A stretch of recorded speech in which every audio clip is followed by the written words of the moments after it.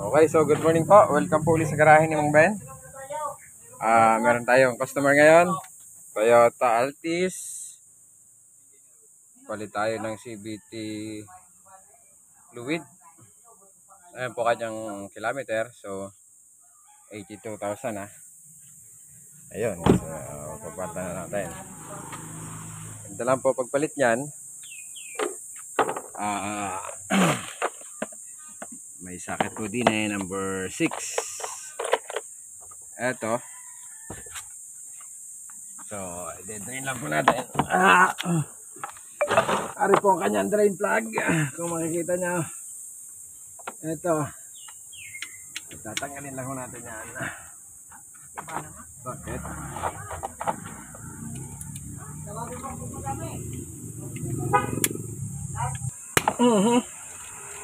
So, yun po. Ayan yung kanyang drain plug. So, luluwagin din natin para lumabas yung kanyang ATF. Ayun. So, yan po ang kanyang ATF. Malinaw pa na malinaw. Pero may itim na rin. Ayan. Ayan, kung mapapansin nyo ho, medyo iba na ang kanyang kulay. So, kailangan na rin nga siyang palitan. Kasi nasa 80,000 na siya. Tapos, ito po ang kanyang salinan. Sa kabila ho, ang pillar plug. Kung mapapansin nyo po, are. Ito nga sa kabila. Ayan. Para kita. Are po.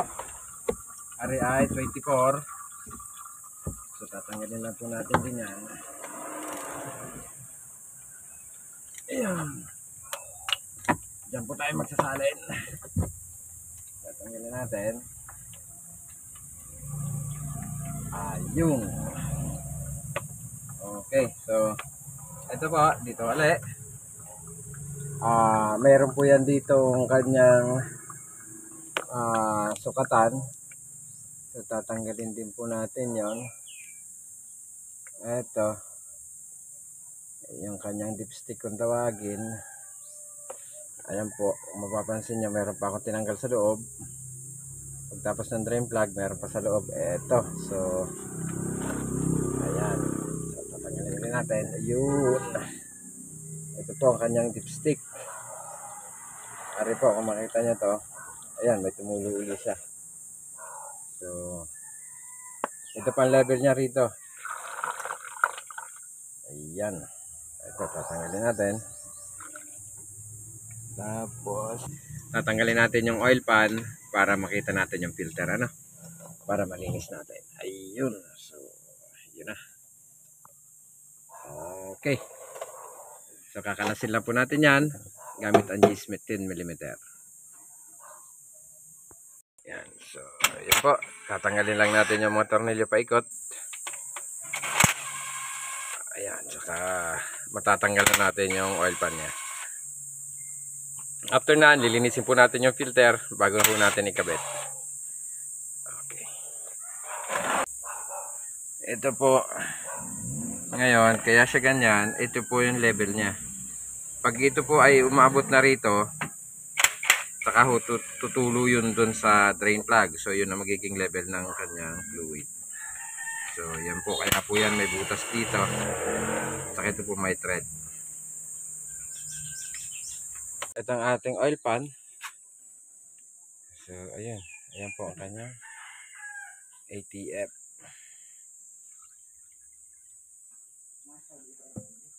Okay. So, ito po yung kanyang magnet. Meron na rin siyang dumi. So, yan po ang lilinisin din natin. Isa, dalawa, tatlo. So, tatlo po siya. Siya po ang nag-absorb ng mga metal particles like that. Ayan o. So, yan po ay magnet. Minamagnet niya po yung mga dumi, yung mga bakal-bakal ho na galing dyan sa transmission natin. So dapat yan din nililinis, ano. Saka yung kanyang strainer. Ayan, so patanggal na rin tayo na. So ari po ang ating filter. Ayan. Tingnan natin ang loob. Ayun. So ito po ay lilinisin lang natin. Pero dapat ito ay pinapalitan din, ano. Pero pwede pa siyang linisin. So lilinisin na lang natin muna. Kasi medyo tipid yung may-ari. Kaya naman linisin, lilinisin na lang muna natin. So yun lamang po. Pareho ay dumi. Tsaka itong nasa kanyang magnet, yan po ay galing sa ating transmission. So yan po ang ating lilinisin. Tsaka ang ATF ay madumi. Sa loob po kasi ng dapat 40,000, nagpapalit tayo ng ATF CVT. Ayun ang kanyang valve body. So hindi na natin gagalawin yan. Yung o-ring niya ay andito. Ari po ay sa kanyang filter. So ayan, ito po yung kanyang mga solenoid valve. So okay naman ho yan, at ang gagawin lang natin ay lilinisin natin muna. Ayan, linis lang, linis lang. Okay, so yan po ay Toyota Altis. Tapos ang lalagay nating fluid, ito po, Toyota FE. Ayan ho, kanyang FE CVT fluid. So ito po ang para sa kanya. Ayun, so yun po, hugasan lang po natin ito. Ito. Ayun, no. So yan ang filter niya, yung nasa loob. Ayan, tatanggalin lang natin tong mga anong tawag nito? Ito ay mga bakal-bakal galing sa loob ng transmission. So ito man tatanggalin natin. Linisin lang po natin yan. Ayan, ganyan. Ayan po yung strainer.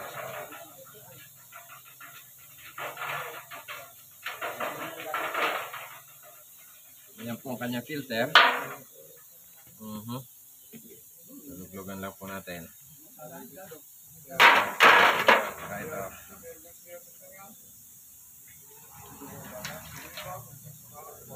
Ayan.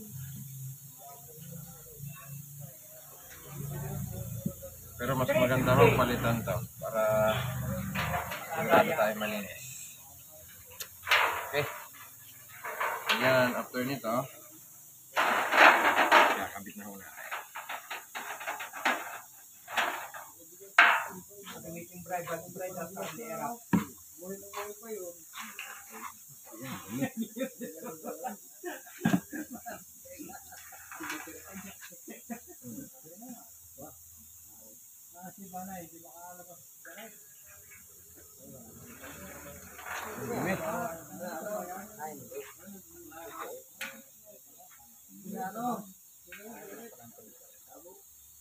Ayun,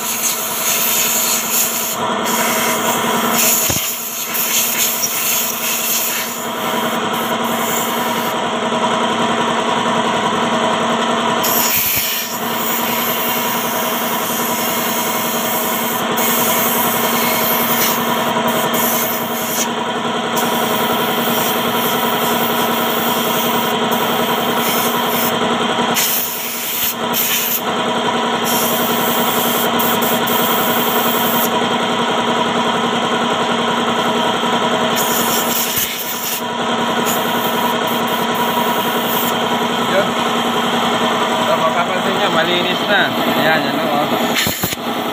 Balik ka pala. Ito.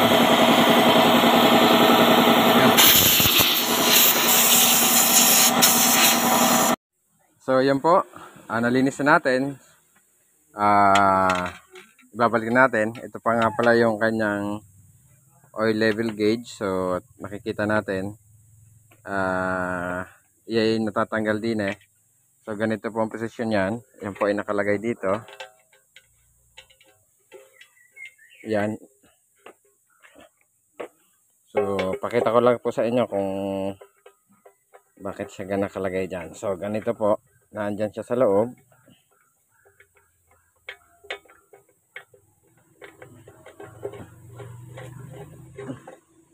Ayun. So doon siya nakalagay.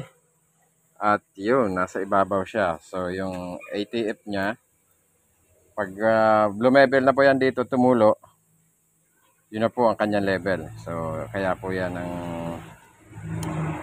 nililinis din natin. Okay? Ayan ang level niya. So yun po, nalagyan na natin ng silicone. Yan po, may pandikit na siya. Huwag natin kakalimutan yung kanyang magnet. Kasi ito po yung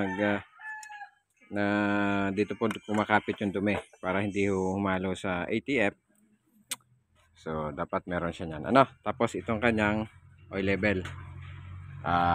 Yan po ang level niya. Kaya pag nagde-drain kayo niyan, siguradong tatanggalin nyo ho ito. Kasi yun lang iso niyan hanggang dito pa. So, makikita nyo po, lampas yan sa crankcase. So dapat natatanggal din ho yan.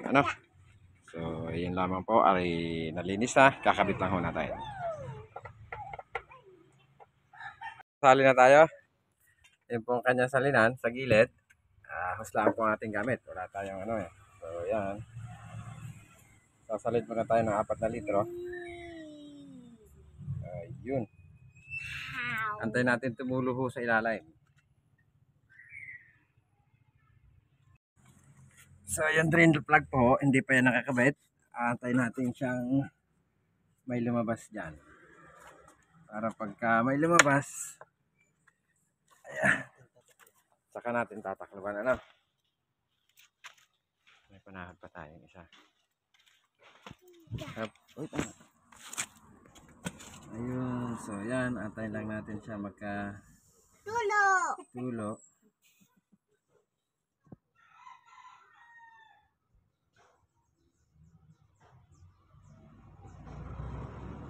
Yun. So, yun. Tumulo na po. Okay. Saka natin tatakpan ngayon. Okay. Yun. Saka natin tatakpan. Tapos. Teka. Saka natin paanda rin ulit. Titingnan natin kung sasalin ulit tayo. Sasalin ulit ng pa.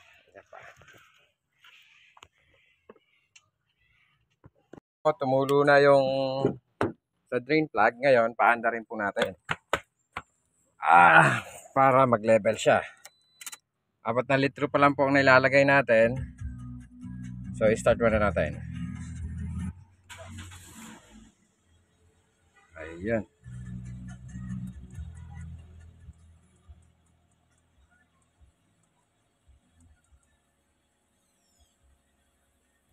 Ayan. So, mandar na siya. Ngayon, hayaan muna natin umikot yung ATF.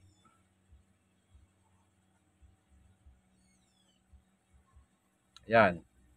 Tapos, pag tansyado nyo ng nakahigop na siya ng ATF, idadrive po natin. Isisip po natin para umikot yung kanyang Ayan.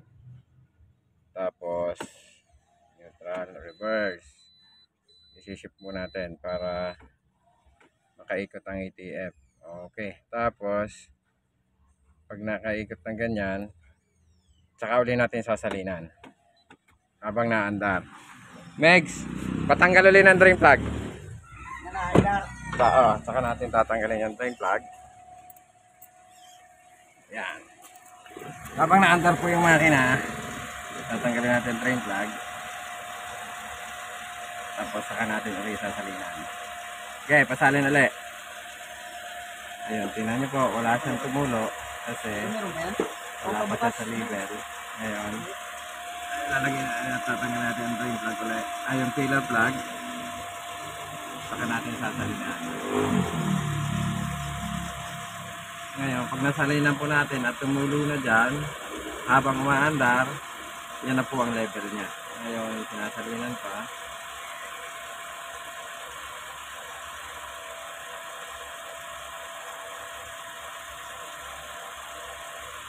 Yun. So, kulang. Okay na po yung isa. Ay, yun naman yung isa pa ho. So, bali, tatantyahin niya lang po kung tutulong na siya dyan. Yun na ho, magiging level niya.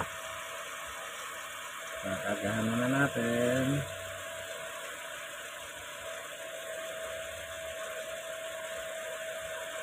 Dapat ho, nakabukas ang makina nyo ha, para yung 88 niya, iniikot dun sa transmission. So, makukuha man tamang level yan. Pag yan ay tumulo na dyan. So, yun.